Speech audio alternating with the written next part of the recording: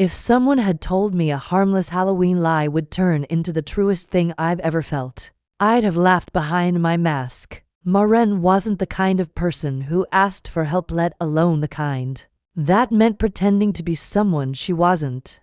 As she stared at the blinking cursor on her phone, hovering over her mother's last message, she felt her pride slowly erode. Don't forget, sweetheart, we're expecting to finally meet your girlfriend this year. No more excuses. Her stomach twisted. For the past 2 years, she'd avoided the topic half-truths, work obligations, delays that kept stacking up, but her mother had never been one to let things slide. And this year's Halloween family weekend was supposed to be bigger, longer, more inclusive. Whatever that meant. Maren rubbed her temples. She could lie again, cancel last minute, claim food poisoning, but it wouldn't fix anything. She was tired of the questions, the assumptions, the never-ending disappointment in her mother's eyes every time she showed up alone. She needed a solution, a cover, just once, just this weekend. One name popped into her mind. Immediately, she dismissed it. No, absolutely not. But 20 minutes later, she was standing in the office kitchenette watching Riley stir sugar into her coffee, with the grace of a chaotic gremlin and hating how desperate she'd become. Riley, Maren said carefully. Riley looked up, cocked an eyebrow. Well, if it isn't the Ice Queen herself. What do I owe the honor? Maren ignored the nickname. I have a proposition. Are you dying? No, because you sound like someone about to ask me to donate a kidney. I need you to pretend to be my girlfriend. Riley blinked, then laughed so hard she almost spilled her coffee. Sorry, what? You heard me. That's the best thing anyone said to me all week. I'm serious. You're seriously asking me to be your fake girlfriend? Just for a weekend? For my family's Halloween party? Riley leaned against the counter, clearly amused. Okay, now I need context. Maren sighed. My mother thinks I'm dating someone. She's been pressuring me to bring this imaginary girlfriend to our annual family gathering. I kept putting it off, but now I've run out of excuses. And your genius solution is me. You're available and convincing and unpredictable enough to pass for someone I date. Wow. I'm flattered. That wasn't meant to be insulting. You think I'm convincing? Riley smirked. You think I'm hot? That's not. Maren, come on. You just asked me to fake date you for a family weekend. That's peak rom-com insanity. I'll pay you.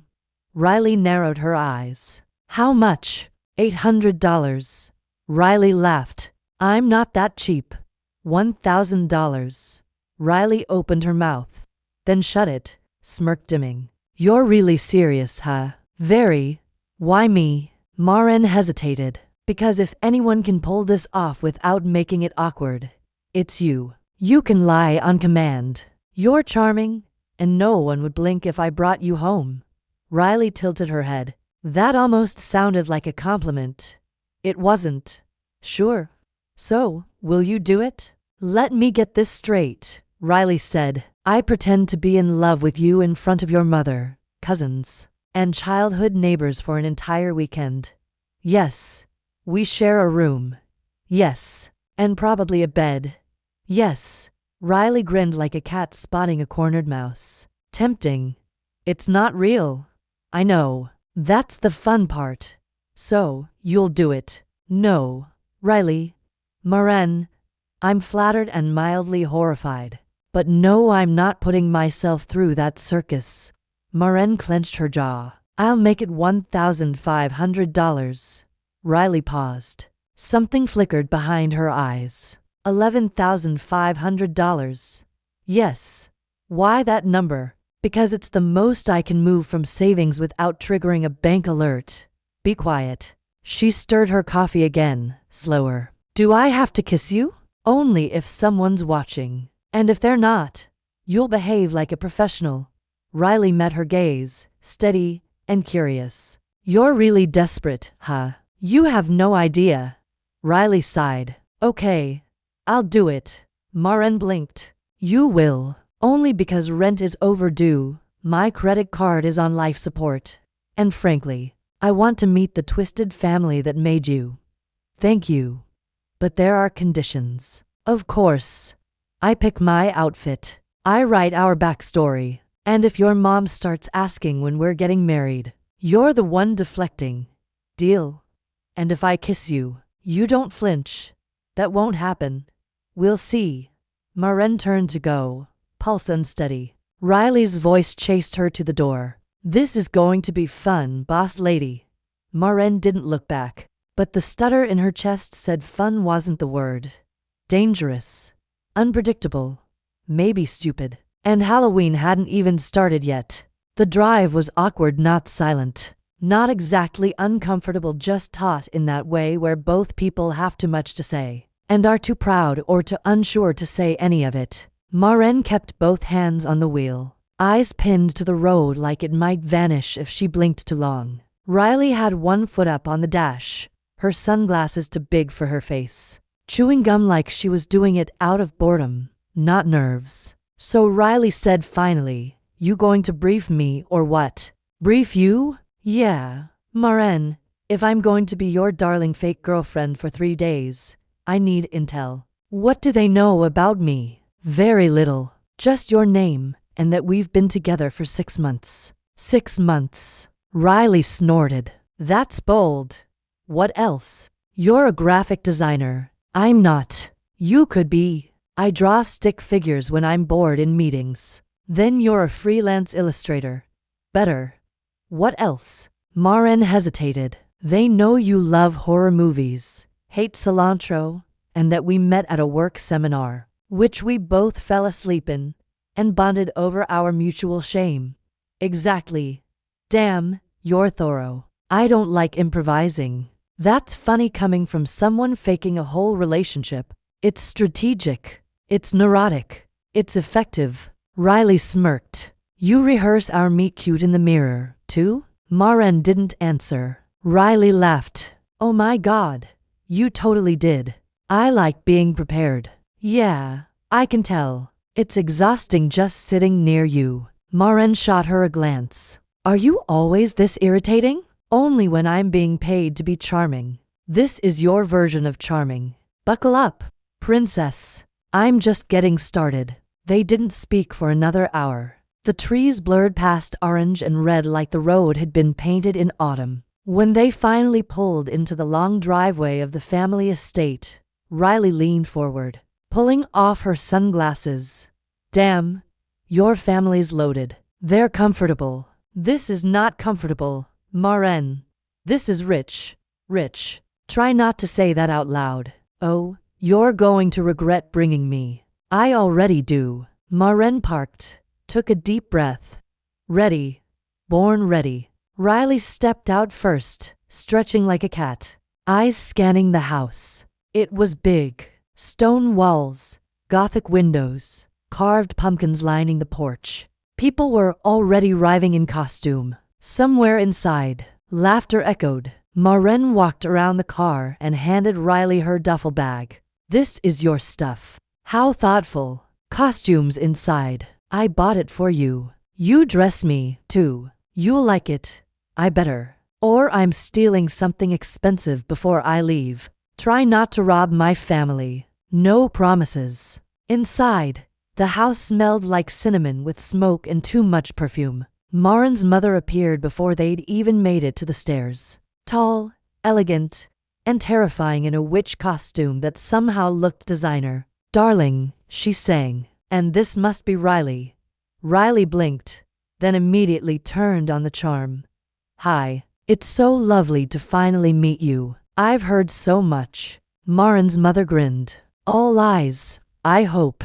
Only the flattering ones. Come, let me look at you." Riley held still as Maren's mother took her in. Then she smiled, satisfied. "You're beautiful." Maren did well. "I try." "Dinner's at 7. Costumes are mandatory. And don't let Uncle Martin talk politics. He's been banned." "Noted." As the woman walked away, Riley exhaled. "Your mom is intense. Welcome to the weekend." Upstairs, Maren showed her the room. One bed. Big. But still. One bed. Riley threw herself onto it. So, where's this costume you picked for me? Maren opened a box on the dresser and pulled out a sleek tailored vampire suit. Deep burgundy velvet jacket. Crisp white shirt. High collar. Are you serious? Riley said, sitting up. You want me to go full Dracula? You'll look good. You could have gone sexy. I went with intimidating. You have issues. Get dressed. Say please. No. Riley winked. I'll do it anyway. Maren changed into her costume in the bathroom. Victorian corset. Black lace gloves. Dark lipstick. When she stepped out, Riley froze. Jesus. Maren raised an eyebrow. Something wrong? Yeah. You didn't tell me you were planning on murdering me with that outfit. It's just a costume. Riley looked away quickly, but her face was flushed. She wasn't used to this. Being near women who looked like that, smelled like that, stared at her like she was more than a joke. And Maren wasn't staring. She was just existing. Calm, powerful, magnetic in a way that irritated Riley's entire nervous system. You okay? Maren asked Peachy. Downstairs, the party had started. People in elaborate costumes mingled, drank, laughed. Maren stayed close, hand on Riley's lower back, fingers light but present. You don't have to touch me, Riley muttered. They're watching. You're enjoying it. Shut up. But she didn't move away. And when Maren leaned in and whispered, You're doing fine, Riley felt her skin burn. Hours passed. Games were played. Drinks were poured. Maren's mother gave an emotional toast that made Riley pretend to dab her eyes. And through it all, something inside Riley kept shifting. She was acting. She knew she was acting. But there were moments, tiny ones, where she forgot. Forgot it wasn't real. The way Maren laughed at something dumb, she said. The way their hands brushed and lingered. The way Maren looked at her when she thought no one else was watching. And that terrified her more than anything because Riley had never dated women. Had never even thought about it seriously. Until now. Until Maren. And that night, lying in the same bed, backs facing opposite directions, neither of them sleeping, Riley whispered into the dark. You don't have feelings for me, do you? A pause. No. Good. Because I don't either. Another pause. Good.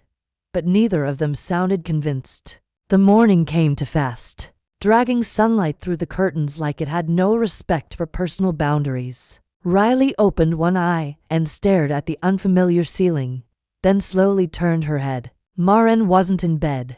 The pillow beside her was still indented, but cold. The smell of lavender lingered. Riley sat up, heart pounding in that strange, restless way. She shouldn't have felt anything. It was a job, a temporary, slightly ridiculous gig. And yet, lying in that bed last night, barely breathing while their backs almost touched, Riley had felt something. Not attraction, not exactly, more like gravity. And that was worse. Much worse. Downstairs, she found Maren already dressed, white blouse tucked neatly into tailored black pants, hair tied back in a way that showed off the curve of her neck. Riley hated how long her eyes lingered. You're up early, Riley said, yawning. I'm always up early. Of course you are. There's brunch on the ver costumes optional. Attitudes not.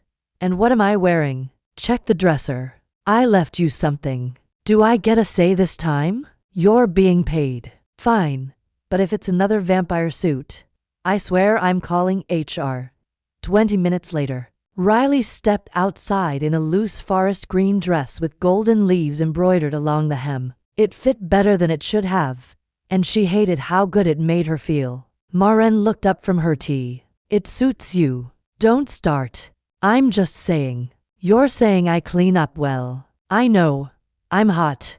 Charming as always. They took their seats at a long table covered in silver platters and fresh flowers. Maren's aunts and cousins were already mid-gossip, and the moment Riley sat down, every eye turned toward her. So, Riley, one of the aunts said, smiling with too many teeth. What's it like dating our dear Maren? Riley choked on her mimosa. Maren smoothed a hand over Riley's back. She's just overwhelmed by how charming I am. Then, with a quick grin toward the room, if you're into this story, drop a like to help us grow and tell me in the comments, from 0 to 10, what you'd rate it so far. Your feedback really matters. Riley coughed, wiped her mouth, and smirked. Charming is one word. How did you two meet? Someone else asked. At a seminar, Maren replied without missing a beat. She fell asleep. Riley added. So did you? True. We were the worst attendees, but I liked her boots, Riley said, lifting her glass. That's when I knew. Never underestimate footwear. Laughter rippled around the table until a younger cousin leaned in. Have you two kissed yet? The chatter died. That's not very polite, Maren said, brow arched. Just wondering. You're not really a couple until you kiss, right? Riley's stomach dropped. Under the table, Maren's fingers found hers, a firm squeeze you don't have to. Still, whether from stubbornness or impulse, Riley leaned in and brushed a quick, soft kiss against Maren's cheek. The table exploded into exaggerated claps and knowing looks. That was convincing, Maren murmured. You're welcome. Didn't know you had it in you. Neither did I, and that, unhelpfully, was true. The rest of the afternoon blurred with fall games, apple bobbing, pumpkin carving, spiked cider. Maren's family was exhausting but strangely endearing, and Riley kept seesawing between acting and actually having fun. That night came the costume contest. Maren wore a sharp black suit and a silver mask. Riley, fully committed to the bit, floated in a white gown with fake wings. Angelic, Maren teased. You should try it sometime. That sass won't get you far. It got me into your bed temporarily. That's what they all say. You're impossible. And yet here you are. When Maren's mother called them as finalists for Best Couple Costume, Riley flushed. Just smile and wave, Maren whispered. I'm going to kill you. You wouldn't dare. You're right, you still owe me $1,500. And a fake relationship full of public affection.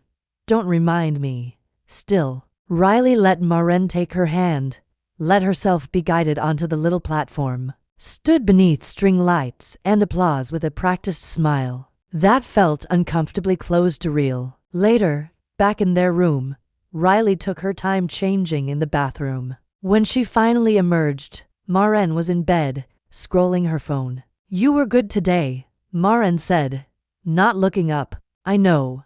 I mean it. Don't get sentimental on me. I won't. Good. Riley slid under the covers. Your family is insane. I warned you. And your mom keeps giving me that look like she's already booking a venue. She's just excited. You make it sound like this could actually be something. Maren went quiet. It's not, Riley said quickly. Of course not. Unless you want it to be. Riley laughed too loud, too sharp. Please. I've never even kissed a woman. You're doing fine. I'm just playing the role. So am I. Neither sounded convinced. When the lights went out and their hands brushed beneath the blanket for a beat too long, neither pulled away. Riley awoke the way she'd fallen asleep, tense. One arm above her head, the other tucked to her chest, facing the wall. Soft sun filtered through the curtains. She heard the quiet rustle of Maren dressing. It should have felt normal to women sharing a bed for a job, but everything was too loud.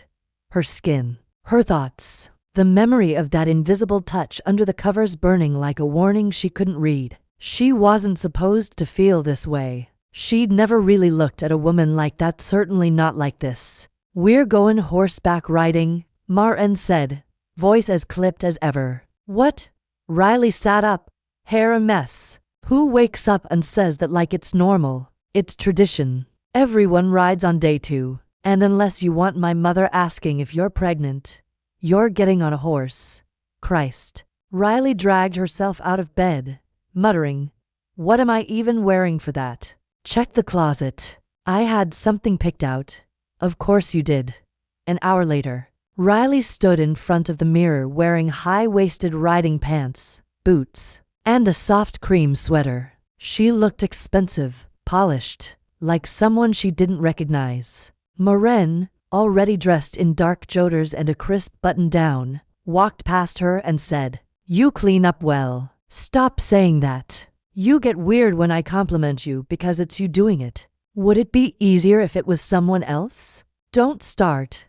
The stable was behind the main house, framed by trees that were already losing their leaves. The group gathered with laughter and hot cider. Maren's mother gave a dramatic speech about honoring the old traditions, and soon everyone was paired off. "Ride together," she said sweetly, placing a hand on Maren's back. "The two of you look like a novel cover." Riley rolled her eyes, but said nothing. Maren helped her mount the horse to gently, and for the next hour they trotted through trails while Riley held on for dear life and muttered threats. "This is not a date," she hissed. "You're enjoying it. I hate this." "Then why are you smiling?" "I'm not," but she was. Later, back at the house, they sat near the fireplace, sipping cider. The others were distracted. Music played softly. Riley leaned close and whispered, "I think your cousin's trying to seduce me."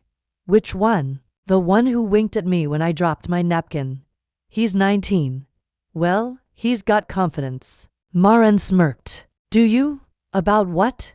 "Playing a part. I'm still here, aren't I?" "You're doing more than that." Riley looked at her. "Are you accusing me of trying?" "I'm saying you're good at it." "Thanks. I guess that's not a bad thing. It is when I start forgetting what's real." The words came out too fast. Too honest. Maren's eyes locked on hers. "Riley, don't. I didn't mean that." "You did. It's the cider talking.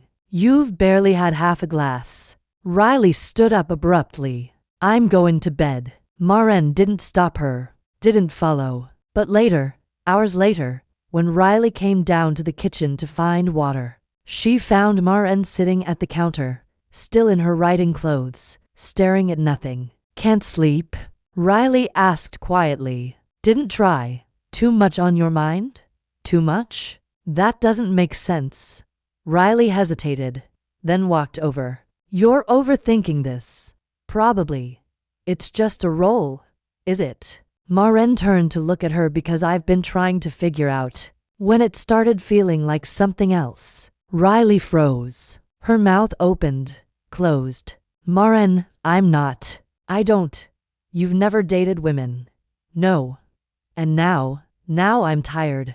"You don't have to be afraid of what it is. You don't get it. Try me." Riley looked at her, eyes sharp. "You've always known what you wanted, even if you couldn't say it. I haven't. This is new for you. For me, it's impossible." "No, not impossible. Just unexpected. Same thing. Not to me." "Well, good for you. I'm not judging you, Riley." "Then stop looking at me like you want me to say something I can't." Silence, thick and unkind. Then Maren stood, walked toward her slowly. "I won't ask for anything." "Good. I won't assume anything either." "Even better. But if you ever decide to stop lying to yourself, I'll be right here." Riley's breath caught. "Don't do that." "What?" "Don't wait around for something that might not happen. It's just a weekend, remember?" "Exactly. Then go to bed, Riley." "I will." But neither of them moved for a long time. The next evening brought more guests, more costumes, and more pretending. The family's Halloween weekend wasn't just a dinner or a party. It was a full-blown multi-day performance. And Riley was starting to lose track of where the script ended and her real thoughts began. She'd kept her distance all day, not in an obvious way, but in the small ways that only Maren would notice. She avoided sitting too close, avoided lingering touches, avoided looking at her for too long. But it was getting harder. Everything Maren did pulled her attention like gravity. The way she spoke, the way she raised her eyebrow when someone said something stupid, the way she moved her fingers when she was thinking. Riley hated it. Hated how easy it was to be drawn to someone so composed. She was chaos. Maren was control. And yet the evening's event was a group game in the Great Hall. Couple questions, someone called it. One person would ask. The others had to answer truthfully. Fake or not. Riley nearly backed out. But Maren's hand grazed her lower back, steady and calm. And she stayed. The questions started innocently. First kisses, favorite meals, most embarrassing moment. But then someone asked, "What's one thing your partner does that no one else sees but you love?" Laughter rippled through the group. Riley's throat tightened. Maren glanced at her. "You want me to go first?" Riley said, trying to joke. "Sure," Maren said, voice neutral. Riley does this thing when she's pretending not to care. She scrunches her nose just slightly, like she's irritated, but really she's listening deeply. She acts like the world annoys her, but she's paying more attention than anyone else in the room. Riley froze. The group let out a collective ah, but all she could hear was the roar in her ears. That wasn't an invented detail. That was real. To real. "Your turn," Maren said softly. Riley forced a smile. Maren talks in her sleep. She lied. She pretends she's all composed and untouchable, but she mumbles like a kid when she's out cold. Laughter again. It passed. The game continued, but the atmosphere had shifted. Later upstairs, Riley paced the bedroom while Maren changed in the bathroom. Her heart wouldn't slow down. She wanted to scream, or kiss something, or disappear. When Maren emerged, hair down, barefaced, wearing just a loose cotton shirt and leggings, Riley's mind blinked. "You okay?" Maren asked. Riley nodded too quickly. "Totally fine." "Why wouldn't I be?" "You've been quiet." "I'm always quiet. You're usually loud and sarcastic." "Well, maybe I'm evolving." Maren walked toward the bed, calm and unfazed. "You don't have to force anything." "I'm not forcing anything then." "Why are you shaking?" Riley looked down. Her fingers were trembling. "I'm just cold." "Do you want to talk about it?" "There's nothing to talk about." Maren hesitated. "You don't have to be afraid of me." "I'm not afraid of you." "Then what?" Riley swallowed hard. "I don't know what the hell this is or what I'm supposed to do with it. It's just a moment." "That's the problem. It doesn't feel like just a moment." Maren didn't move. "I haven't asked you for anything, but I keep wanting to give you something, and I hate that." "Why?" "Because if I fall into this, I won't know how to climb back out." The silence between them split. Riley turned away, arms wrapped tight around herself. "I've never felt like this with a woman. And it isn't just curiosity. It's worse. It's this pull I can't control." "Riley, don't say anything." "I mean it." Maren took a single, slow step forward. She didn't touch her, just came close enough that Riley could feel her warmth. "You think you'll break if you let go," Maren said quietly. "You won't. You'll change." "That's different." Riley blinked hard. "You're too calm about this." "I'm scared, too." Riley faced her then, cheeks flushed, eyes lit with heat. "You're not afraid of wanting me." "No. I'm afraid of what happens if I get used to it." That cracked something open. Pressure burst in Riley's chest. She caught Maren's shirt, not to kiss her, but to keep herself standing. Their faces hovered inches apart, breath rough, eyes wild, still not closing the gap. "Don't kiss me," Riley whispered. "I'm not going to, because if you do, I'll forget this is fake. And if it stops being fake, I'm done." She released Maren and stepped back. "I need air." Barefoot, shoulders shaking, she left the room. Maren watched her go, fists tight at her sides, forcing herself not to follow.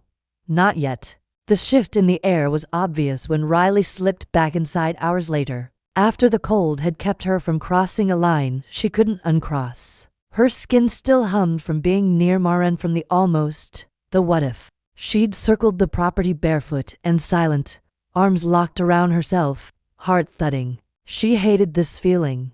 Unmoored, off-center, like one glance, one breath, One touch from Maren could undo her. And worst of all, it wasn't pretend anymore. She'd tried to keep it light, flippant, a joke until Maren said, "If you ever stop lying to yourself, I'll be right here." Riley didn't know how to stop, or what truth waited on the other side. "Hey," Maren's voice came from the hall as Riley crept into the guest wing. Riley turned. Maren stood there in pajama pants and a sweater, barefoot, hair down, softer than Riley had ever seen her. "Didn't mean to wake you," Riley mumbled. "You didn't. I can't sleep. I couldn't stop thinking." Riley looked away. "I didn't mean to freak out." "You didn't. You say that a lot." "Because it's true a lot, a beat." "Riley, yeah, I'm not expecting anything from you, but I won't apologize for how I feel." Riley swallowed. "What are we even doing? I thought we were pretending to be a couple for the weekend. Right? Pretending." A pause. "But you're right. It isn't pretend anymore." Silence. Riley didn't answer. She couldn't. The next night was the masquerade, the final, most formal event. Maren had warned her. Costumes, music, dancing, and plenty of pressure to look affectionate. "Great," Riley had muttered. Yet now, facing the mirror in a deep burgundy gown and lace mask, she felt exposed in a way she hadn't expected. She looked breathtaking, dangerous. She'd never felt beautiful like this before, the kind that makes being seen a little terrifying. Maren walked in wearing a tailored black suit and a mask that sharpened her jaw. Her presence cool as glass, yet her eyes softened the moment they found Riley. "Wow," she said simply. Riley tried to laugh. "If you're going to lie, at least do it with style." "I'm not lying." "You look good, too." "Thank you." "I'm not lying either." Maren smiled. Downstairs, the party was already humming, string lights, chandeliers, the clink of glasses, slow, elegant music that insisted on closeness. Maren reached for Riley's hand. "We don't have to dance if you don't want to. I can fake it." "You don't have to fake anything with me. That's the problem," Riley murmured. Still, she let Maren draw her in. They moved slowly, carefully. At first it felt like a scene they were playing. And then Maren's palm settled at the small of Riley's back, and her other hand closed around Riley's just a little tighter. And Riley leaned in. Just a fraction. Just enough to smell her perfume. Just enough to make her knees feel weak. "Everyone's watching," Maren murmured. "Let them. You hate attention. Maybe I like it if it's from you." Maren's fingers pressed lightly at her waist. "You're shaking again because I don't know how to do this." "You're already doing it, Maren." "Yes. This can't happen." "Then stop it." "I'm trying." But she wasn't. Not really. They danced until the music faded, and when they stepped out onto the balcony for air, Riley finally pulled her hand away. "I need to clear my head." "Want me to come with you?" "No." But she didn't walk away either. "You scare the hell out of me," Riley admitted, "because I want you in ways I don't understand. And I hate that you're calm about it. I hate that you look at me like you've already decided." Maren stepped closer. "Because I have." "Don't." "Why?" "Because if you kiss me now, I won't be able to undo it." "I'm not going to kiss you." "Liar. You think I'd risk losing you by rushing this?" Riley's heart thudded. "You couldn't lose me. This was never real, wasn't it?" Maren reached out, brushing a strand of hair from Riley's cheek. The touch was feather-light, reverent. Riley closed her eyes. "This shouldn't feel this good. But it does. You're driving me crazy. Maybe you need to be a little crazy to finally be honest. And what if I'm not ready? Then I'll wait." Riley opened her eyes. Her voice broke. "Why are you like this?" "Because I felt alone for a long time. And then I met you. And now I just want to know what your lips taste like when you're not pretending." Riley trembled, almost gave in. Almost. But she stepped back. "If you kiss me tonight, I won't go back to being just your fake girlfriend." "Good," Maren said. Riley turned and walked inside, her entire body on fire. She didn't know if she wanted to scream, or cry, or kiss Maren until morning. But she knew one thing with absolute certainty. This wasn't fake. Not anymore. The final night arrived like a weight on Riley's chest. The end of the weekend should have meant relief. A return to normal, to her apartment, her job, her unpaid bills. But nothing about this weekend had been normal.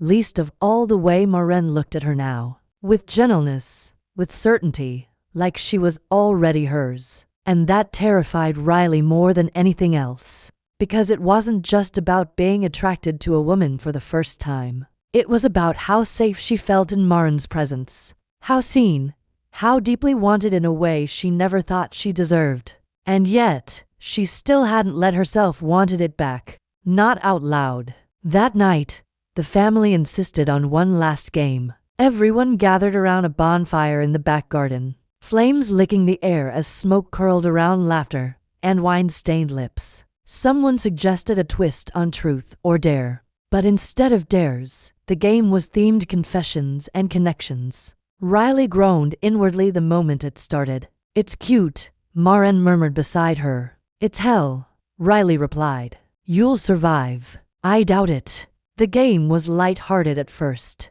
Confessions of teenage crushes, silly habits, embarrassing dreams. But then the bottle spun, and it landed on Riley.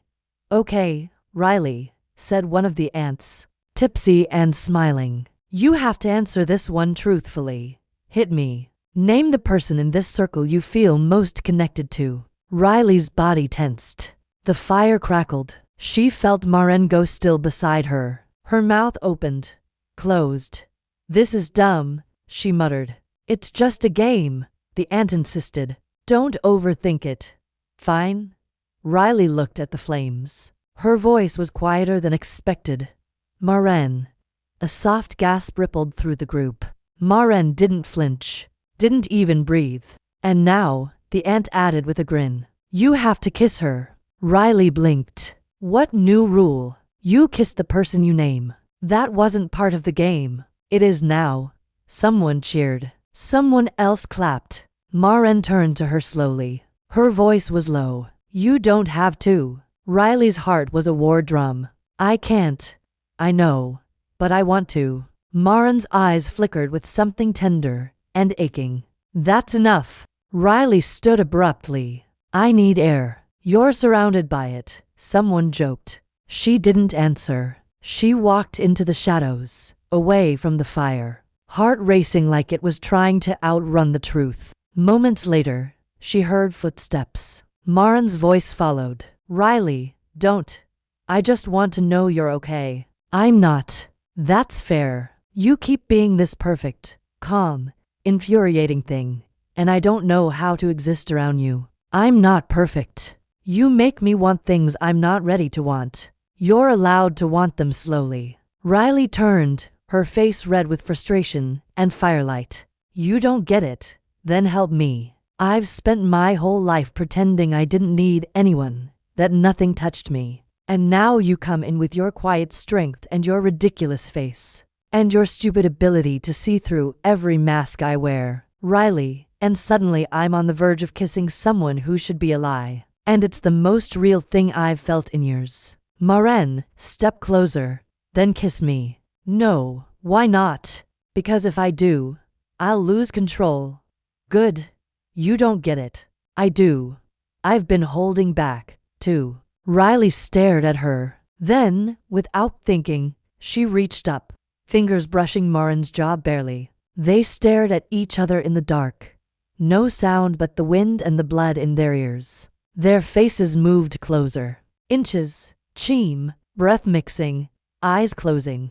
But Riley stopped, trembling. "Not yet," she whispered. "I want it to mean something. When I do it, I want to be ready to fall." Maren nodded slowly, reverently. "Then I'll wait. As long as it takes." Riley let her forehead rest against Maren's shoulder for a moment, eyes squeezed shut. She hated how safe it felt, how natural, how inevitable. When they walked back to the fire, no one said anything, but everyone saw the shift. The new silence, the deeper closeness. And that night, when they climbed into bed and turned off the lights, they didn't touch. But they didn't sleep either. And in the darkness between them, something had already begun. By Monday morning, the house had changed.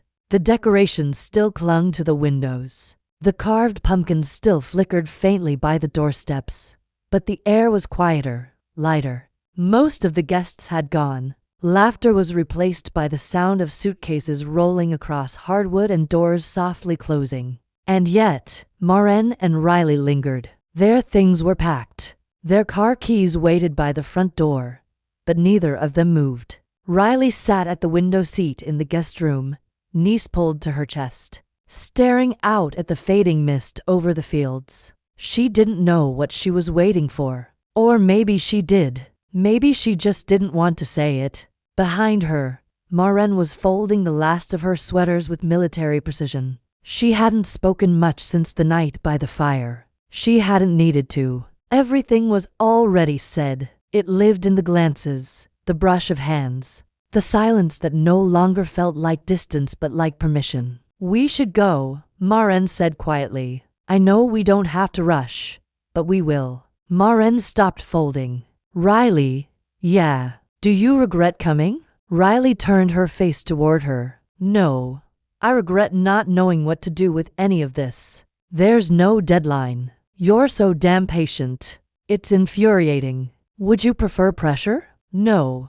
I'm used to people giving up, walking away when I can't give them what they want fast enough." Maren met her eyes. "I'm not them." Riley looked down. "I know." After a long pause, Maren walked over to her suitcase and pulled out a small box. She held it out without a word. Riley hesitated, then took it. Inside was a tiny silver pin shaped like a fox. Elegant, detailed, delicate. "You noticed," Riley whispered. "From the seminar, the fox notebook. You said you liked foxes because they're clever and survive things they shouldn't. I said that to make you laugh. You meant it." Riley stared at the pin like it might shatter. "You planned this." "I bought it weeks ago. I almost didn't bring it." "Why did you?" "Because I knew something about this weekend would matter. Even if we walked away, I wanted you to have something real from it." Riley swallowed hard. "You're going to break me if you keep doing things like this." "I'm not trying to, but you are." She stood up, clutching the box tightly. Her voice shook. "No one's ever given me something that felt like they saw me." "Not really." "Then they weren't looking." "You're terrifying because I want you gently because you don't ask me to be anyone but who I already am." Maren stepped closer. "Is that so terrible?" "No. It's everything I ever wanted, which is the problem." A silence, heavy, raw. Then Riley looked up, eyes shimmering. "I'm still scared." "Good. So am I, but I'm not leaving without you." Maren's breath caught. "What does that mean?" "It means I don't know what happens next. I don't know what this is, what we are, or what I'm capable of feeling. But I know I'm not walking away from it." Maren smiled. Slow, quiet. "Okay. I'm choosing to stay even if I screw it up." "You won't." "I might. Then we'll figure it out." Riley exhaled a laugh, small and sharp. "God, you're annoying when you're right." "You like that about me?" "I really do." Maren took her hand, gentle and sure. And Riley didn't pull away. She didn't flinch. She didn't joke. She just held on. And when they left the room, suitcases in hand, the door behind them closed slowly, quietly, like the end of a chapter neither of them wanted to reread. As they stepped outside, the sky opened up in a quiet drizzle, soft and cold. Riley looked up, blinking. "Of course, it's raining. That's autumn for you. Symbolic as hell. You love that." "Maybe I do. Maybe you're finally admitting it." "Don't push your luck." Maren smiled again, and this time, Riley smiled back. It wasn't a grand ending. Not yet. But it was the beginning of something she no longer needed to fake. And as she slid into the car beside Maren, heart still racing, hands still unsure, She let herself believe for the first time in her life that love might be something she didn't have to run from. Back in the city, everything was colder. The streets, the air, the light filtering through Riley's apartment window. Halloween was over. The decorations came down and life moved on. But nothing inside her felt the same. For days, she told herself it was relief, that she was glad it was over, that the lie had been convincing enough to survive the scrutiny of Marin's family. And now she could go back to being just Riley, broke, caffeinated, not confused. But then the texts kept coming. First from Marin, then from Marin again. Short ones, then longer. Funny, thoughtful, casual on the surface, but not really. And Riley found herself rereading them, looking for something unsaid. She waited a full day to respond, then 12 hours, then 2, until she caught herself refreshing the chat every hour like a teenager with a crush. It was humiliating and worse, addictive. One Thursday night, a week after the weekend that scrambled her brain, Marin texted, "I made too much stir-fry. Want some?" Riley stared at the screen. Simple, domestic, disarming. Her thumbs hovered. Heart said yes. Brain said no. Fingers betrayed her. On my way. 20 minutes later she was at Marin's apartment, smaller than she'd pictured. Tidy. Minimalist. Almost too quiet. Marin opened the door in sweats and a tank top. Barefoot. Hair in a loose bun. Riley tried not to stare. "You look like a yoga commercial," she said. "You look like you didn't want to come but did anyway." "Shut up. Let me in." The smell hit first: garlic, sesame, ginger, comfort. Riley tried not to let it through the armor. They ate cross-legged on the couch. Easy until it wasn't. Marin sat too close. Or Riley leaned in. Hard to tell anymore. "Nice place," Riley said. "Thanks. It's quiet. Lonely sometimes. Mine's loud but empty.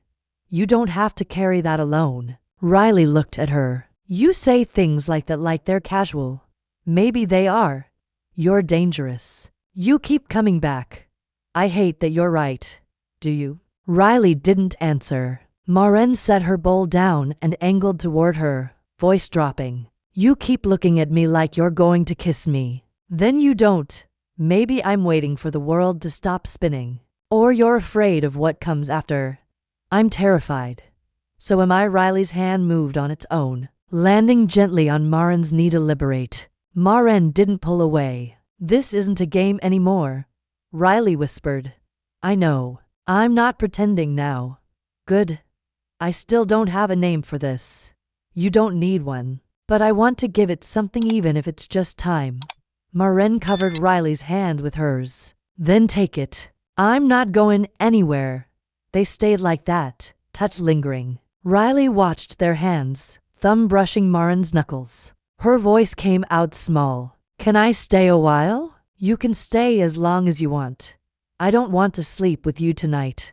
"I know. I just want to be near you." "That's enough." Riley exhaled. It felt like breaking or maybe healing. She rested her head on Marin's shoulder. Marin's arm wrapped around her. Protective, sure. They didn't speak. The silence felt complete. Later, lying fully dressed on Marin's bed, side by side without touching, Riley whispered, "I'm still scared." "Me too," Marin whispered back. For once, Riley didn't feel alone in it. She hadn't meant to make it a habit.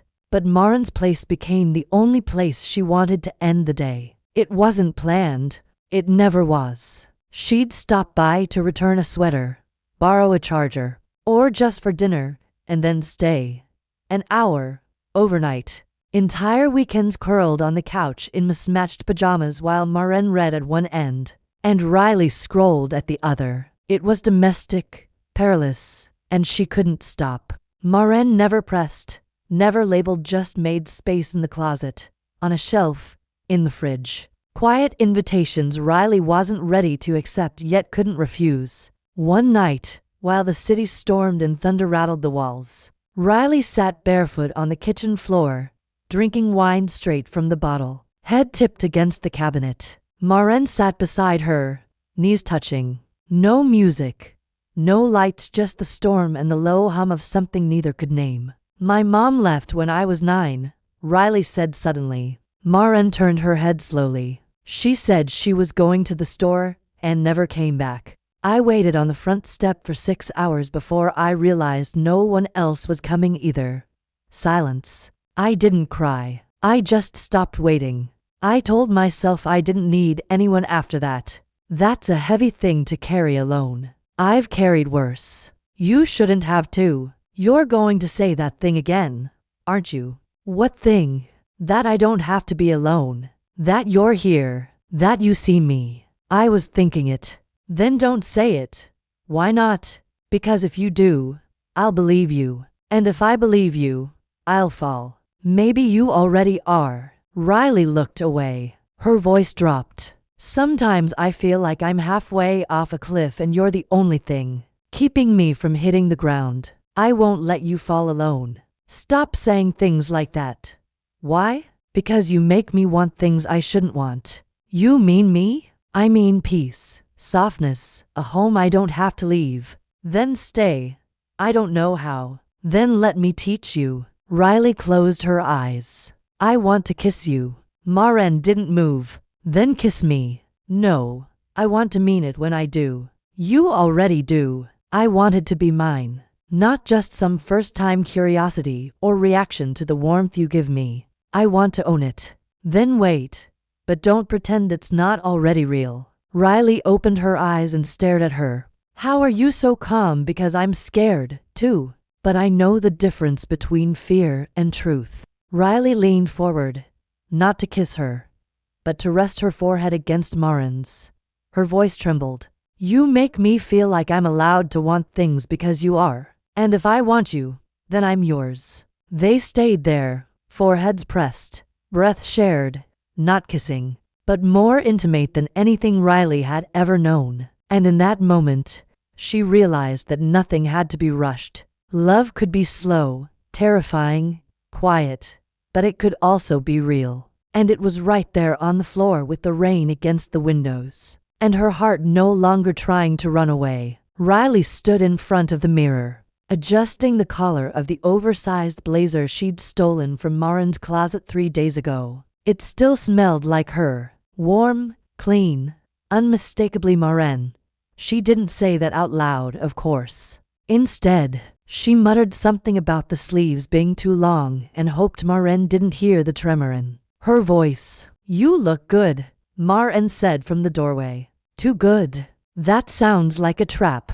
It's not. Riley turned. So your friends, will they be weird about what? About me being there. You're coming as my girlfriend, right? Riley hesitated, still pretending. You tell me. Riley looked away. Then yes. I guess I am. Maren didn't push. She just grabbed her keys and said, let's go.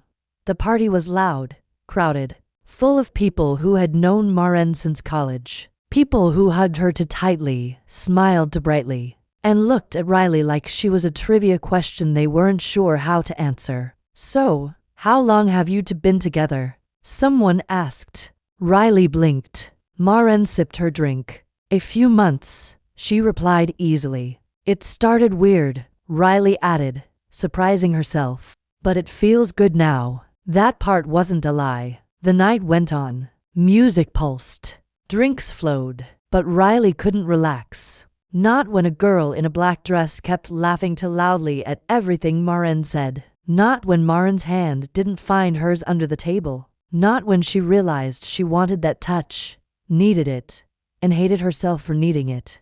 Jealous? Maren asked in the hallway later after Riley pulled her aside. Of course not, Riley lied. You keep forgetting I know you and you keep acting like that means something. It does. Then stop letting other people touch you like they get to have you. Maren's expression shifted. Not angry, just surprised. Wow. What? That almost sounded like you care. Maybe I do. Then say it. I can't. Why not? Because if I do, this stops being something I can walk away from. I don't want you to walk away, but I might because I don't know how to stay. Maren stepped closer. You've already stayed. Every night, every morning, you're here. Physically, sure. No, emotionally, you're opening. Even when you fight it. And what if I stop? Then I'll be honest with you, Riley. I'm all in. But I can't keep being the only one not pretending anymore. Riley stared at her. Her throat HAD. I don't want to hurt you. You're not. Not yet. Then stop running before you do. The silence between them burned. Marin's hand brushed Riley's jaw. Riley leaned into it. Instinctive. Desperate. I want to kiss you, she whispered. Then kiss me. But I don't want it to be a reaction. I want it to be a decision. It already is. Their mouths hovered close. So close. Breaths mixing. But Riley pulled back. This time, not out of fear, but because she knew she wanted more than a moment. Not tonight, she said softly. But soon. Marin nodded once. I'll wait. As long as you need. Riley stepped back, but her eyes stayed locked. Her voice was steadier now. You said you were all in. I think I'm getting there. Then I'll meet you when you arrive. That night, Riley didn't sleep. Not from fear, but from certainty. She wasn't halfway in anymore. She was standing at the edge of something she wanted to fall into completely. And soon she would. The next few days passed in strange stillness. Not because nothing was happening, but because too much was. Riley felt like her body was catching up with her heart. Like her thoughts had finally stopped running long enough for her to feel the weight of everything she'd been trying not to name. She didn't tell Marin. Not yet. But her body did. In the way she touched her more often now. Briefly. Softly. Without flinching. In the way she lingered when they said goodbye. Even if she had no reason to leave. In the way she started to call Marin home in her mind and didn't panic when she caught herself. Marin noticed, of course. She always did. But she didn't point it out. She just let Riley arrive in her own time. That Sunday, they stayed in. No plans, no guests, just coffee, mismatched socks, and the kind of quiet that didn't ask for anything but presence. Riley sat cross-legged on the floor, back against the couch, flipping through a book she wasn't reading. Marin was stretched out above her, one hand in Riley's hair, absent-mindedly, tracing soft patterns on her scalp. Riley let her. She didn't pull away. She didn't make a joke. She just closed her eyes and let the warmth in. You know, she murmured. I used to think I'd never be soft with anyone.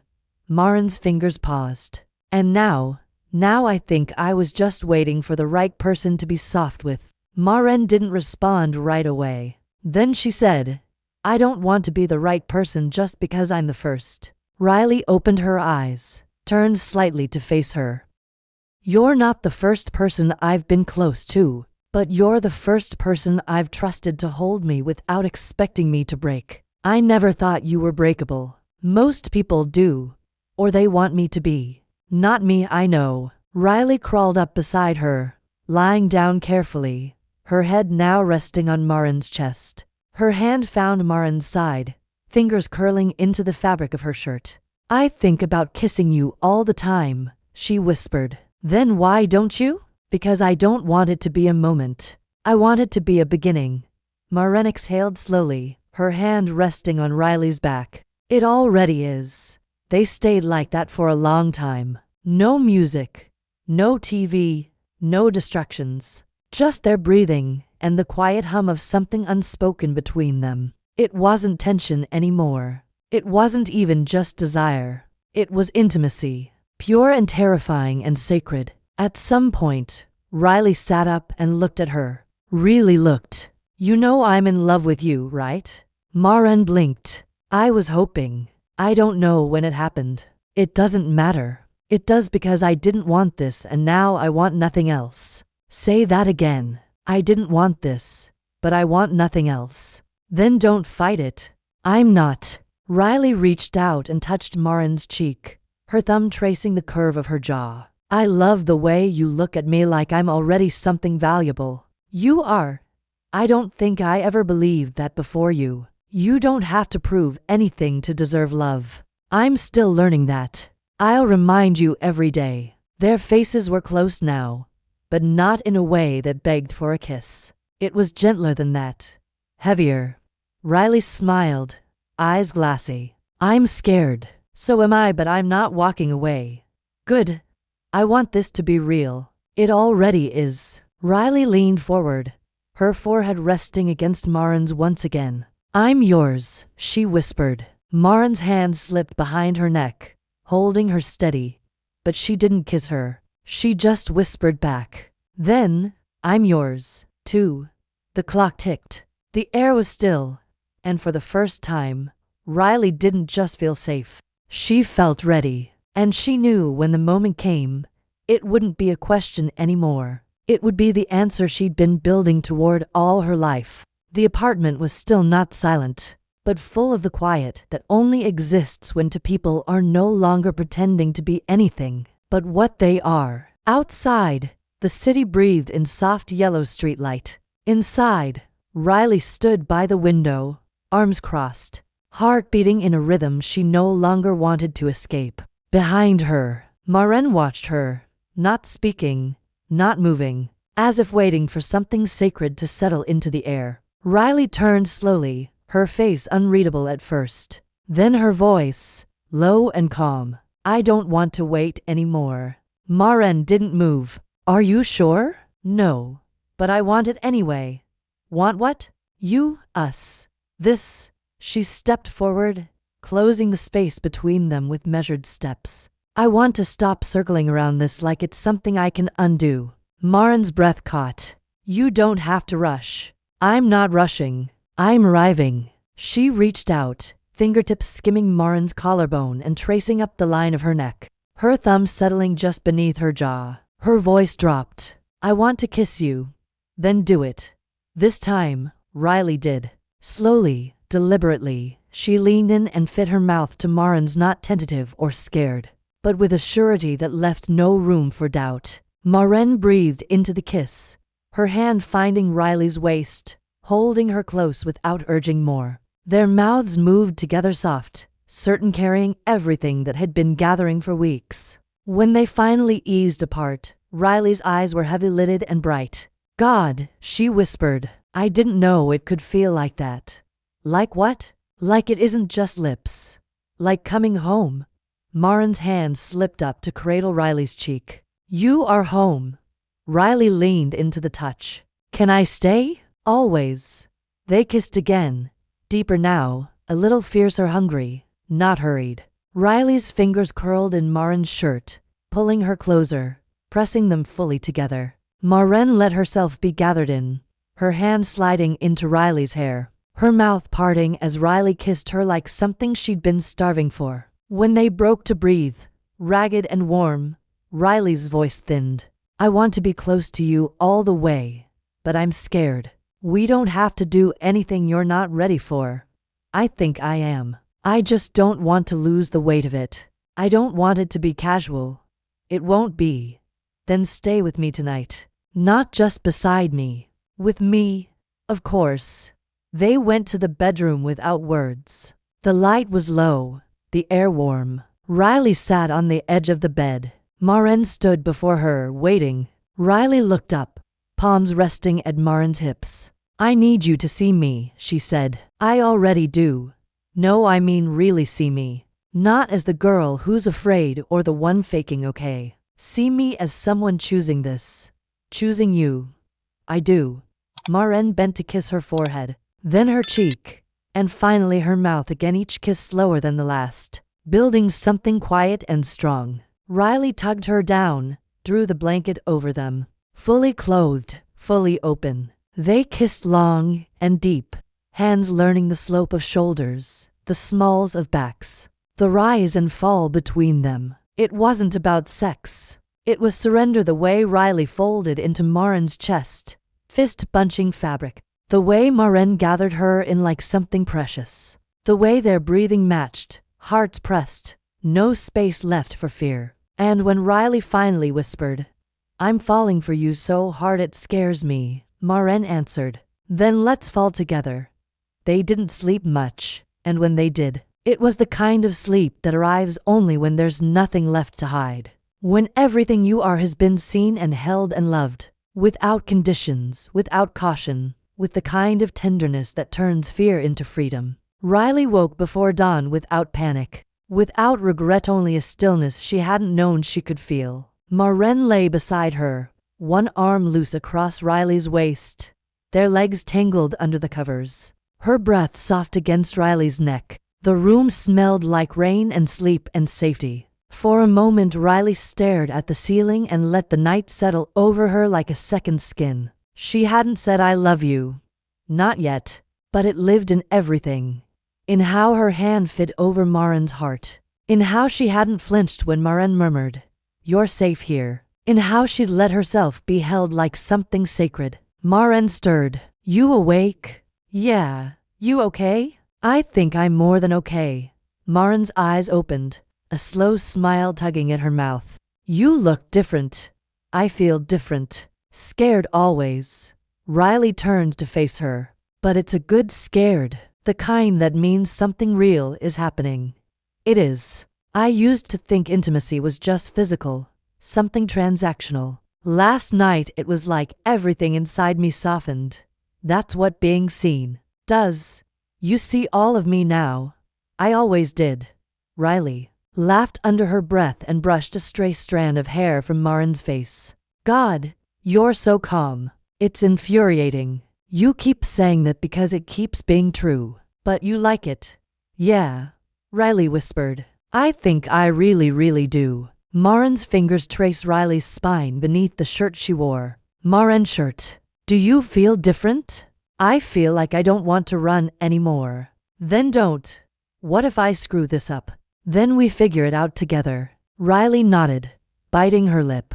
"You know, this was never supposed to happen. Falling for someone. Falling for you. I thought I was agreeing to a few days of pretending. Some fake photos. A weird story to laugh about one day. And now I don't want to imagine a day that doesn't start with you beside me." Maren's hand found hers beneath the blanket. "Then don't imagine it. Live it." They lay there for a while, quiet.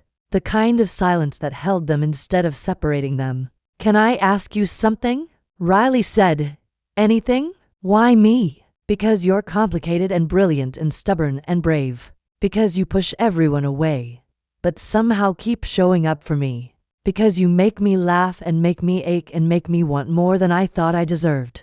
"That sounds a lot like love." "It is," Riley exhaled. "I'm not ready to say it yet, but I feel it. All of it. That's more than enough." Riley leaned in and kissed her again. Soft, unhurried, honest. The kind of kiss that doesn't try to prove anything. It just is. When they pulled apart, Riley smiled against Maren's mouth. "Want to do something terrifying with me?" "Always. Let's go out like a real couple. Somewhere public. You and me. No pretending. Just you being the woman I'm dating." Maren grinned. "You sure?" "Yeah. I want people to see me with you. I want to be seen with you." "That might be the most romantic thing you've said yet. Just wait till dessert." "Is that a promise?" "It's a threat." They both laughed. Riley buried her face in Maren's neck, inhaling deeply. "This is real now, isn't it?" "Yeah, it is. And you're not going anywhere. Not unless you drag me out." "Good, because I'm not letting go." Outside, the city was waking up, but inside, the world had already changed. And for the first time in her life, Riley wasn't waiting for it to fall apart. She was ready to stay. Riley stood in front of the mirror, adjusting the neckline of the dress she hadn't planned to wear for anyone. It was soft, simple, maybe even a little too romantic for what she usually allowed herself to be. But tonight wasn't about armor. It was about showing up for Maren, for herself behind her. The soft buzz of her phone lit up the dresser. A message from Maren. "I'm downstairs. No rush. I'll wait forever if I have to." Riley smiled, shook her head, and grabbed her coat. The restaurant was warm and glowy, tucked into the kind of hidden city street you only find when you're not looking. Maren stood at the entrance, hair curled slightly at the ends, lips soft pink. Nope, just us. Exactly as we are. I never thought I'd have this. Maren tilted her head. Dinner, no, you. This feeling, this stability. You have it now. Yeah, I do. The meal was slow and filled with quiet laughter, stolen glances, shared bites. Nothing performative, just comfort, intimacy, care. And as dessert arrived, a single slice of chocolate tart with 2 forks. Riley reached across the table and said, I need to tell you something, okay? And I need to say it out loud because I've said it with looks, with my body, with every stupid excuse to stay in your apartment, but never with words. Maren set her fork down. Her whole body stilled. I love you, Riley said. I love you like I didn't think I could. Like it snuck in when I wasn't watching and refused to leave. Maren's smile didn't break, but her eyes shimmered. You waited until the dessert to destroy me. You deserve to be destroyed sweetly. Say it again. I love you. God, Riley, I don't know what kind of girlfriend I'll be. I'm messy. I overthink.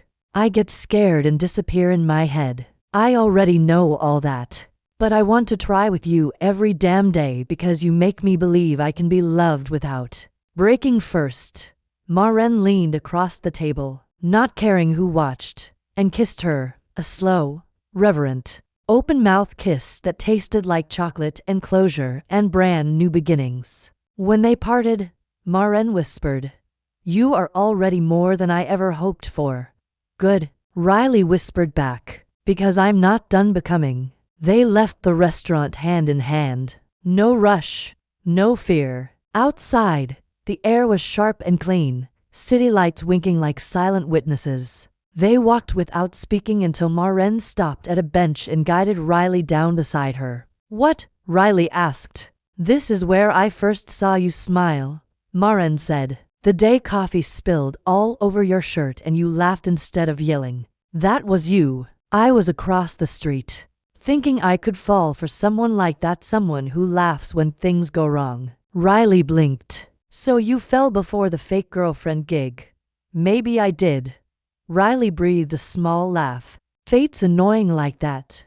Wouldn't trade it for anything.